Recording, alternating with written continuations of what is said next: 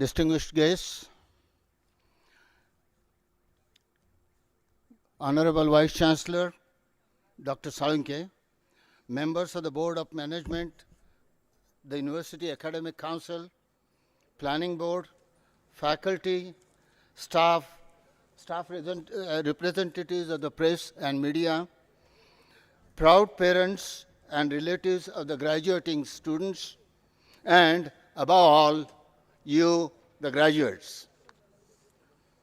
Thank you for allowing me to join this 22nd convocation ceremony of Yashwantrao Chavan Maharashtra Open University. My special thanks to Vice Chancellor Salunke and the members of the Administrative Council for honoring me by asking that I address this gathering. It is a particular honor for me because in 1960, I sat in the living room of Yashwantraoji's residence, Sahyadri in Mumbai. We were deep in debate about educational reform.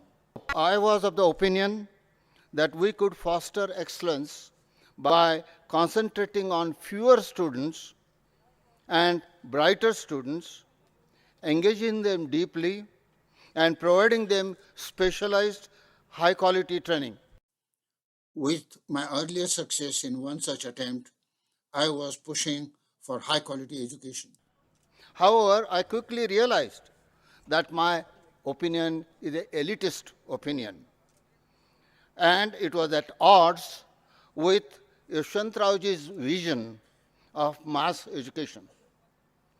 Over our discussion, the Chief Minister patiently and with wisdom succeeded in convincing me that mass education was, in fact, the right concept for India. And now, here we are, some 55 years later, where I have an extraordinary honor of witnessing the spectacular fruit of Yashwantrao's vision. Wow, what a wonderful coincidence. Your university, that is the YCMOU, has pioneered the cause of mass education and has developed a model for success that has parallel nowhere in the world. I believe that the entire developing world, including the rest of India, will immensely benefit from YCMOU's success. So again, I stand inspired and humbled to be here today in front of you. Delivering a convocation address is a great responsibility, and that I do not take lightly. You successful graduates, you are now ready to step into the real world, ready to take on any challenge. You are passionate and determined, and we, the old ones, are looking to you to show leadership and display values and sound ethical judgment. With this convocation, you are embarking on a new phase of life, and our responsibility as elders is to try and assist you. Therefore, in that spirit of assistance, I'm going to share with you some lessons I have learned since my own graduation 66 years ago. I'll be frank and honest in sharing my life experience and also my academic adventures. In doing so, my young friends, I hope to embolden you on your path towards promising careers as public servants, researchers, doctors, engineers, bankers, writers, lawyers, entrepreneurs, etc. All of them are noble professions indeed. And yet, I'll be asking you to embrace your free spirit, antarmana, and let that spirit guide you. Yes, A true free spirit, your inner voice, your conscience liberated from the traditional dreams of becoming rich and powerful. I have realized over all these years that following our spirit is really the only path to our happiness. I repeat that. Only path to happiness is to follow your own spirit. Our actions are normally governed not by our free spirit, but by our spirit that is conditioned by our surroundings. Therefore, we chase mistaken desires. Our free spirit always shows us a better path. It was 1949 when I graduated. India's hard-fought and newly won independence had turned our world upside down as young students. We were called to action by leaders like Gandhiji and Jawaharlal Nehru, and their inspiring slogans were, India, our great country, we must work together and sacrifice for the future of this country. मेरा भारत महान, इस देश के लिए कर दो जिंदगी को कुर्बान. That was the message ringing in all our years, of all youth. Because of this message, as a fresh graduate in chemistry, I was confronted with an uneasy challenge. What next? What should I do next? Should I join the lucrative family business or chase an idealistic ambition fueled by our leaders? It was a difficult choice. How do you choose between the promise of a stable, comfortable life in the family business versus the uncertainty of the idealistic sacrifices? Thankfully, my brother, a successful businessman and pragmatic idealist, came to my rescue and suggested a compromise. Yes, we are finally a free country, he said, but a vastly populated country like India cannot depend on just 3 or 4 foreign companies for its medical needs. We need many more pharmaceutical companies. Vastupal, go study pharmaceutical processes and we will open a drug manufacturing company. That was his advice. Thereby, you will live a good life doing what you like, and together we will also be serving India by giving her what she really needs.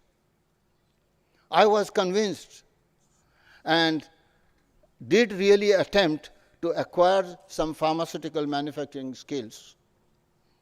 But that knowledge was closely guarded by the foreign companies and difficult to break through. The alternatives, I thought, was to go for a master's degree in chemistry. While this route did not provide me with the manufacturing skills, it opened doors to a college teaching career, which of course I did not want, but it opened the door. I wanted challenge, and within a few days after I started teaching, sure enough, I got a challenge. And that challenge was, of course, a different one. It was 1955, and college professors were expected to teach from a prescribed text at that time. I'm not sure whether it is same case right now. And my chemistry text, the text from which I was supposed to teach, if you can believe it, was last revised in 1912. Would you believe that?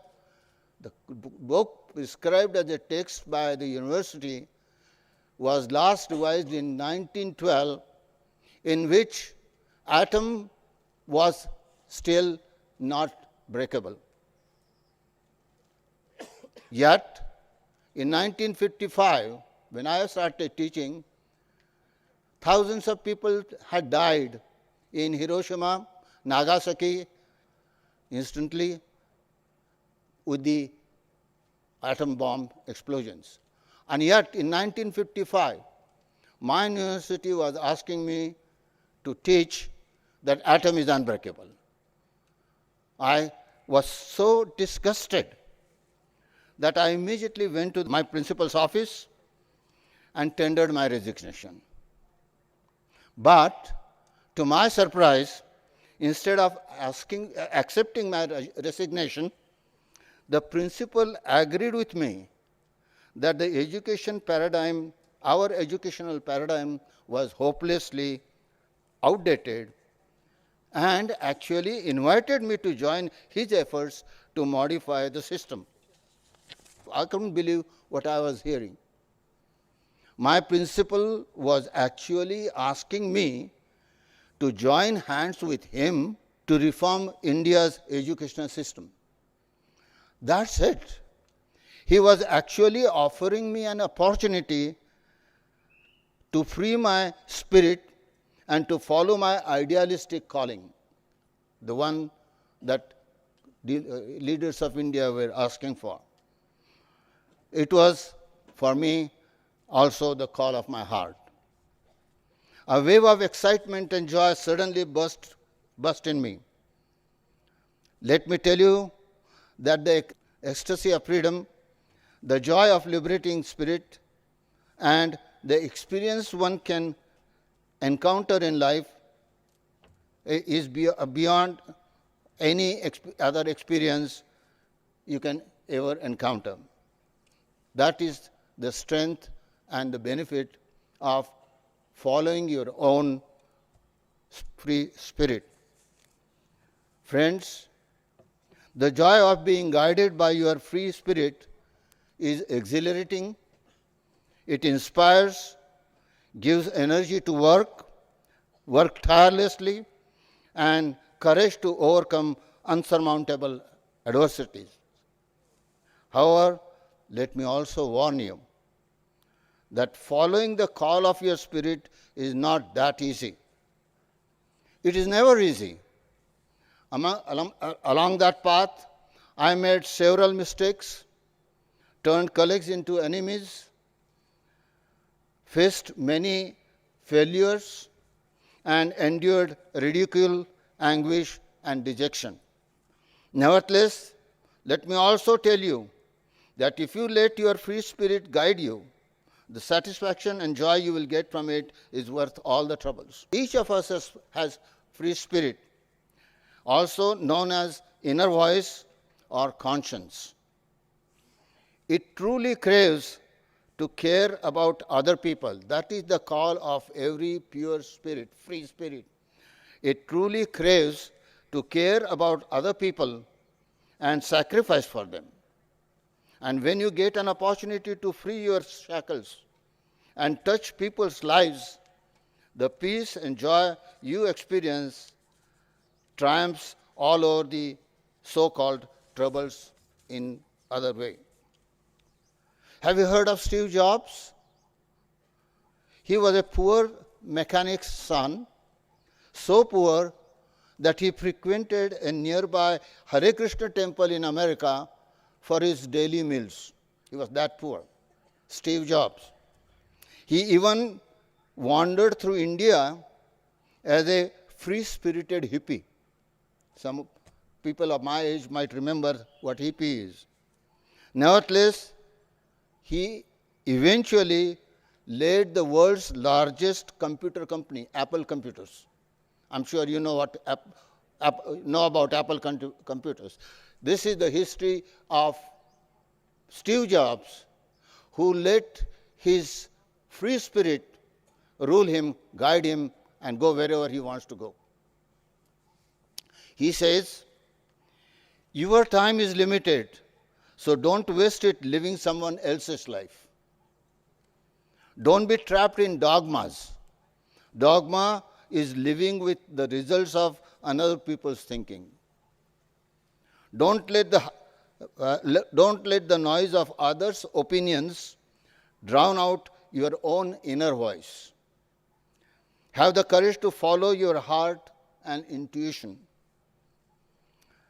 These two, your heart and intuition, somehow already know what you should truly be doing and what you want to become, and will lead you there.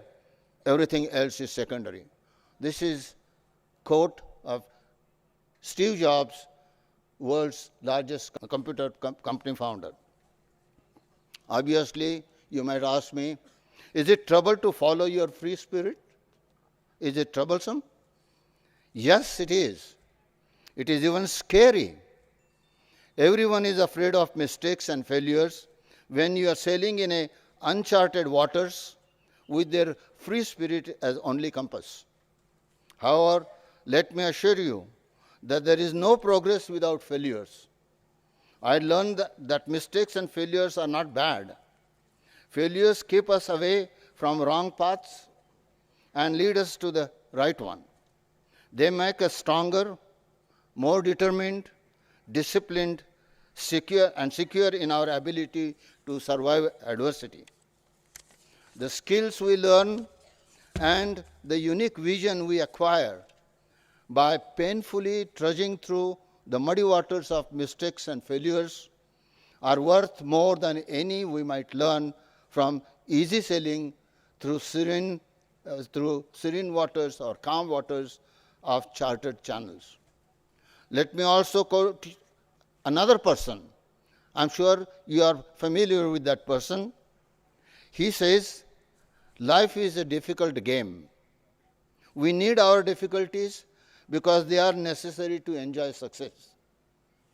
Have courage to think differently, courage to invent, to travel the unexplored path, courage to discover the impossible, and to conquer the problems and succeed. You know who said that? Your beloved People's President Abul Kalam, Dr. APJ Abul Kalam. These are his words. On a fabulous day like this, when we are gathered here to celebrate your academic success, I have chosen to narrate how my free spirit helped me to select a career, inspired and energized me to hang on to it, and ultimately brought me to this podium in front of you. However, the world has changed in 65 years since I graduated. Therefore, let us understand how that change affects you, each one of you, as you enter your next phase of life, the real life. Real life is difficult, complicated, and beyond anyone's total control. You, my friends, will now be stepping into that life at a very critical juncture. Our planet is now dealing with catastrophic climate change caused by our irresponsible acts of pollution. Fundamentalism is raising its ugly head everywhere in the world, and humankind appears to have lost the ability to judge what is right and what is wrong. People are inflicting unthinkable evils on fellow human beings in the name of their origin, religion, caste, color, and gender. Fanatic leaders promote violence against any group of people who they believe are different or pose a threat to their path to power. And their brainwashed, I'm using the word carefully, their brainwashed followers, really the paid hooligans, go on a rampage of burning homes and torturing and killing. Millions and millions of people today being driven out of their homes, workplaces, and nations as refugees. So, my friends, environmental destruction and human tragedy, this is the unfortunate backdrop to your entry into real life. It is really the scary time, but I do not mean to scare you. In fact, at a time like this, my purpose is to alert and embolden you and inspire you to be proactive to save our planet and humanity. I must admit, my friends, that at a time like this, your challenges are greater than ones I faced. Your choice now is less between comfort and idealism. That was what I was facing, whether I should choose comfort or idealistic path. That was my choice. But your choice now is more likely between survival and self-destruction. Our planet has come to that level. Confronted by these two choices, which really means no choice, because both are the facts right now. There is no choice for you but to choose survival. And the way to survive is to be proactive. Your mission now is to rescue our planet, uplift the poor, and bring sanity to this crazy world infected by violence against humanity. And here is where I have hope. There is still an opportunity to change this grim situation. There are really many prudent, visionary, and wise men and women among us. They are already engaged in the acts of rescuing our planet and its varied inhabitants. Literally, thousands of non-government organizations, NGOs, have sprung all over the world to rescue us. Many of them have focused on education. They recognize that unless people are educated, unless there is a mass education, people will not have the tools to make the changes that are so badly needed at this time. This beloved university of yours, this Yashwantrao Chavan University, is itself a visionary's effort to bring about that better tomorrow for all of us. Reflecting the meeting I had with Yashwantrao ji that warm evening 55 years ago, I can recall that he was determined to uplift the masses, including the poor and dispossessed. This university, now your alma mater, because you are already graduated, now your alma mater is the result of his vision. You, as Yashwantrao Chavan University graduates, you are now responsible for promoting that vision, restoring sanity in this world. The degree you have received is really the certificate of our confidence in your ability to uplift humanity. That is a big ask, but I am confident that your education here has enabled you to share Yashwantrao ji's vision. After all, what is education? It is learning and understanding books and facts for sure, and be trained to be professionals along the career path also. But I am hoping that you have gained something equally important. You have gained an ability, and I will repeat that sentence. You have gained an ability to understand, embrace, and champion human values. You are the vehicles of change because you have absorbed the skill of human understanding and championing human values.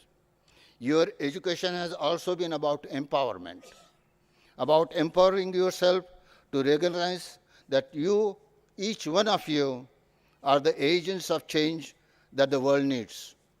And it is the combination of your technical or professional skill and your ability to place human values at the center of your life and goals that will lead to happiness and success. Therefore, my friends, I advise all of you, my graduate friends, my young friends, I advise all of you that regardless of which career you might choose, always be in touch with your free spirit, your conscience, your heart, and be guided by it all along your life. Following your free spirit may not make you rich, and I'm warning you, following your free spirit may not make you rich, but certainly it will enrich your life. As a graduate of YCMOU, you are idealistic, energetic, eager, and passionate. You are an incredible force. Use that force to touch and transform other people's lives and your communities. You can do it. I feel it in the energy I see here today. You can touch and transform other people's lives. You may hope you can save the planet and reshape the humanity. My dear graduates, I congratulate all of you today and wish you a very good life. And may that life be a life that is enriched and filled with the joy of being true to your conscience. We are counting on you. Thank you very much. Jai Hind.